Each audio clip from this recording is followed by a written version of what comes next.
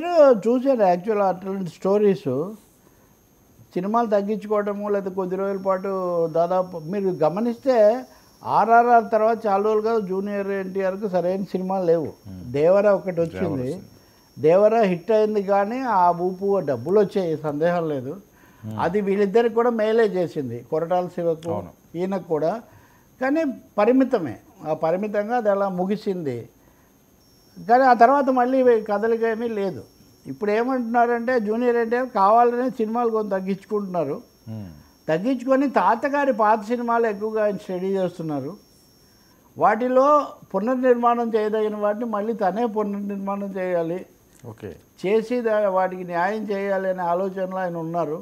మీరు ఆలోచిస్తే కనుక దీంట్లో ఇది ఒక 2 కోణాలు దీంట్లో కనిపిస్తాయి. ఒకటి ఎన్టీఆర్కి వారసుడిగా ఉండటం ఒకటి, రెండో తెలుగుదేశంలోకి జూనియర్ ఎన్టీఆర్ రావాలి, ఆయనకు నాయక